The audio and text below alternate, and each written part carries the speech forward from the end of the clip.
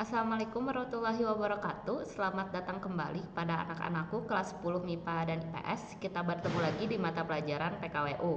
Nah, masih bersama Ibu Lili ya. Sekarang kita akan meneruskan materi yang sudah dibahas sebelumnya, yaitu materi mengenai kerajinan limbah tekstil. Nah, materi yang sekarang itu akan membahas bagaimana sih caranya untuk menghitung biaya produksi jika kita ingin membuat produk dari bahan limbah tekstil, atau bahkan perhitungan ini pun dapat digunakan untuk produk biasa gitu yang tidak berbahan dasar limbah tekstil.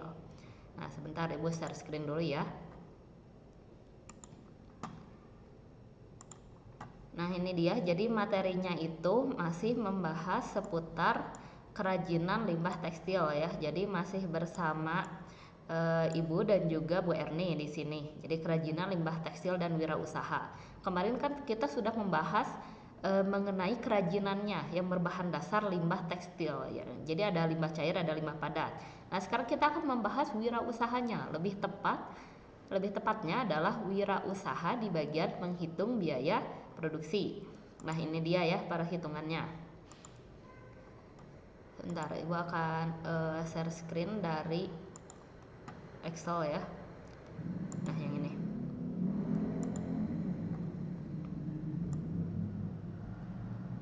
Nah, ini dia. Jadi materinya ya ini. Bentar dibesarkan dulu. Ya, agar lebih enak ya. Nah, ini sudah kelihatan semua materinya. Jadi formatnya itu sederhana ya. Formatnya itu seperti ini. Jadi menggunakan tabel seperti ini. Di atasnya itu ada tulisan PT. PT itu singkatan dari perusahaan atau perseroan terbatas ya. Kalau di ekonomi itu jenis PT ada perseroan terbatas. Jadi ini bisa dituliskan untuk nama perusahaan kalian. Biasanya PT itu untuk perusahaan yang cukup besar ya. Kalau perusahaan yang baru berdiri bisa menggunakan UD ataupun bisa menggunakan CV atau firma seperti itu. Nah, karena kita ingin mengetahui berapa sih biaya produksi yang dikeluarkan untuk membuat produk, maka ditulisnya adalah laporan biaya produksi. Ini untuk bulan dimana kalian membuat laporan tersebut ya, misalkan per 31 Oktober 2021 seperti itu. Jadi biasanya ditulisnya per akhir bulan seperti itu.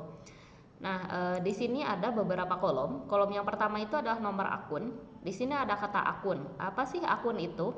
Jadi akun itu adalah nama yang digunakan untuk menghitung dalam akuntansi ya. Jadi namanya itu menggunakan nama-nama seperti ini, biaya bahan baku atau harta apa atau pendapatan apa. Nah, itu disebutnya akun atau nama akun.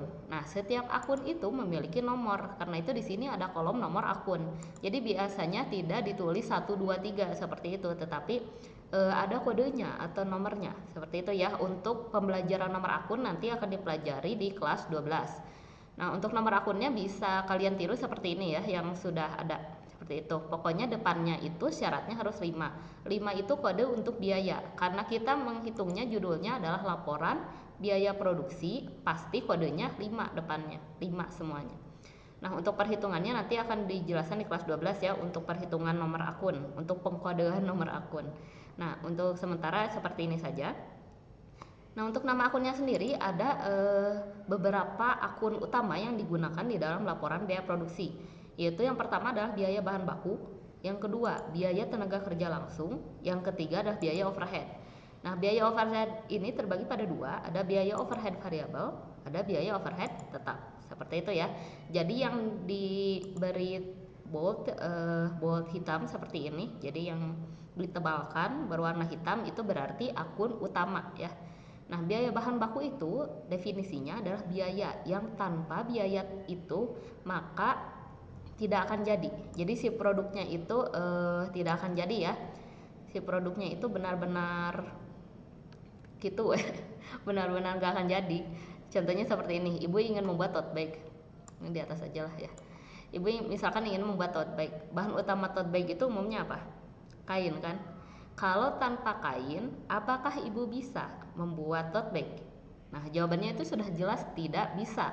Maka kain di sini, kain adalah bahan utama dari tote bag. Kemudian misalkan di tote bag tersebut ibu ingin menambahkan sleting. Nah, sleting ya. Apakah jika ibu tidak menggunakan sleting, tote bagnya jadi nggak? Pasti jadi ya, walaupun tidak pakai sleting. Maka sleting itu bukanlah bahan baku, tapi sleting itu masuk ke biaya overhead variable, seperti itu ya. Nanti untuk definisinya akan ibu jelaskan kemudian. Jadi yang boleh dimasukkan ke dalam biaya bahan baku itu hanya biaya yang tanpa bahan tersebut itu si produknya nggak akan jadi. Atau misalkan mau membuat tempat pensil dari bambu misalkan, kalau tanpa bambu kan nggak akan jadi tempat pensilnya, judulnya juga tempat pensil bambu, seperti itu ya. Jadi biaya bahan baku itu sudah jelas ya, yang tanpa bahan tersebut itu tidak akan jadi. Nah, dituliskan di sini misalkan butuh 1 meter, 1 meternya 20.000, tulis di sini angkanya 20.000. Jadi XXX ini adalah untuk angka ya, angkanya 20.000 misalkan, berarti 20.000 dikali 1 meter 20.000, tetap 20.000 dikali 2 meter berarti 40.000, tergantung pemakaiannya gimana. Yang dihitung di sini adalah untuk satu produk ya, untuk satu produk. Misalkan membutuhkan kain perca, membutuhkan kain kanvas. Kalau butuhnya hanya kain kanvas saja tanpa kain perca, silahkan dihapus si kain percanya ya. Jadi disesuaikan dengan nanti produk yang akan dihitung, seperti itu. Nah, kemudian dituliskan total biaya bahan baku. Tulisnya jangan di kolom 1, tapi di kolom 2. Untuk jumlah itu ditulisnya di kolom 2. Misalkan sudah pakai kain perca 20.000, kain kanvas 20.000, jadi di sini totalnya 40.000. Seperti itu ya, sudah cukup jelas ya. Kemudian yang kedua ada biaya tenaga kerja langsung. Biaya tenaga kerja langsung adalah biaya yang tanpanya, nih ibu gedein ya biar kelihatan jelas sama kalian. Nah, biaya tenaga kerja langsung ini adalah biaya yang digunakan jika menyewa tenaga orang lain ya, atau tenaga pegawai gitu. Nah, di sini ada gaji pegawai. Ingat ya, ada perbedaan antara gaji dan upah. Kalau gaji itu biasanya diberikan per bulan dan secara berkala. Jadi tidak dilihat dari seberapa banyak produk yang dihasilkan oleh pegawai tersebut, tapi dilihatnya dalam jangka waktu, biasanya per bulan atau per minggu. Jadi tergantung kontraknya ya, pemberian gajinya seperti apa, seperti itu. Nah, itu gaji pegawai. Kalau beban upah misalkan, atau upah pegawai itu diberikannya sesuai dengan banyaknya produk yang dihasilkan oleh pegawai tersebut. Contohnya tukang jahit diminta untuk menjahit 10 pakaian. Nah, maka bayarannya untuk 10 pakaian gitu.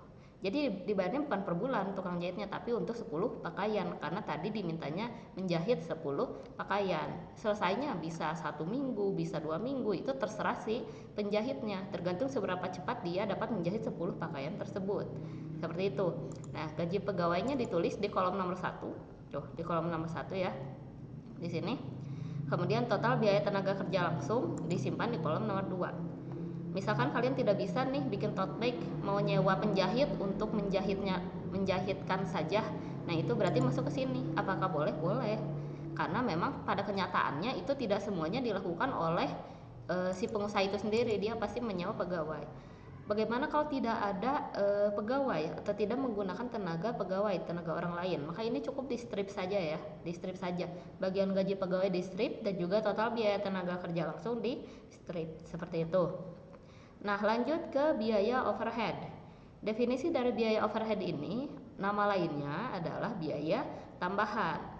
Nah, biaya overhead ini terbagi menjadi 2. Ada biaya overhead variabel, ada biaya overhead tetap. Kalau biaya overhead variabel adalah biaya yang banyaknya mengikuti banyaknya produk. Itu biaya overhead variabel. Contohnya seperti ini. Ingin membuat 10 tote bag dengan menggunakan bahan-bahan yang ini yang sudah ditulis di atas. Maka membutuhkan 10 sleting, 10 minimal 10 kancing, 10 manik-manik, dan 10 kemasan. Seperti itu. Jadi banyaknya bahan tambahan ini mengikuti banyaknya produk yang akan dibuat. Tidak bisa kan ingin membuat 10 tote bag tapi beli sletingnya cuma 5 buah. Nah, tidak bisa, jadi karena banyaknya itu mengikuti banyaknya produk yang dibuat. Itu definisi dari biaya overhead variabel, termasuk kemasan ya. Nggak mungkin kan kemasannya hanya 5, yang 5 lagi tidak pakai kemasan, itu kan tidak mungkin gitu. Kalau barang untuk dijual itu pasti ada kemasannya gitu. Kalau beli bala-bala aja pasti di kertasan lah minimal gitunya, mesti dipastikan di kertasan gitunya. Nah, seperti itu. Jadi setiap produk itu wajib ada kemasannya. Sama seperti yang lainnya, misalkan membutuhkan setting. Satunya 1000, misalkan beli 10, berarti 1000 kali 10 di sininya 10.000, seperti itu. Jadi dituliskan berapa biaya yang dikeluarkan. Nah, setelah itu menghitung biaya overhead tetap. Kalau definisinya, biaya overhead tetap itu adalah biaya yang tidak berubah, tidak mengikuti banyaknya produk. Jadi biaya overhead tetap ini stabil ya, mau dipakai mau tidak, biaya tersebut harus tetap dibayar dan jumlahnya itu sama per bulannya. Contohnya beban listrik, biaya sewa gedung, biaya sewa mesin, biaya sewa kendaraan operasional, dan lain-lain ya. Misalkan kita ambil contoh yang pertama deh, beban listrik. Nah, beban listrik ini kan setiap bulan harus dibayar, mau dipakai mau tidak tetap dibayar. Apalagi kalau gedung ya, mau dia memproduksi 10, 100, 1000, 10.000 per bulannya tetap bayar sewa gedungnya masih gitu gitu. Itu yang disebut dengan biaya overhead tetap. Jadi banyaknya itu tidak dipengaruhi oleh banyaknya produk. Jadi ini biaya yang tetap harus dibayar gitu. Nah, setelah itu dijumlahkan semua mulai dari biaya overhead variabel sampai biaya overhead tetap, simpan di kolom kedua menjadi total biaya overhead. Nah, setelah itu dijumlahkan antara total biaya bahan baku yang ini, total biaya bahan baku, kemudian yang keduanya itu total biaya tenaga kerja langsung, kemudian total biaya overhead, dijumlahkan totalnya berapa, simpan di sini. Jadi total biaya produksi seperti itu. Jadi inilah yang dicari, total biaya produksi inilah yang dicari gitu. Jadi membutuhkan uang seberapa banyak untuk memproduksi produk ini gitu. Nah, itu dia ya mengenai total biaya produksi. Sekarang kita akan menghitung biaya produksi per produk. Jadi biaya produksi per produk itu untuk melihat berapa sih harga satuannya. Kalau misalkan kalian menghitung untuk satu produk di sini, berarti total biaya produksi ini sudah untuk satu produk. Tuh, tapi kalau misalkan menghitungnya untuk 10 produk, untuk 50 produk, maka ini harus dibagi dengan banyaknya produk yang dihasilkan. Tadi kita ambil contoh misalkan tote bagnya jadinya 10. Misalkan itu di sini total biaya produksinya misalkan di sininya 100.000. Maka untuk menghitung biaya produksi per produk di sini sama dengan ya, total biaya produksinya misalkan 100.000 dibagi 100.000 dibagi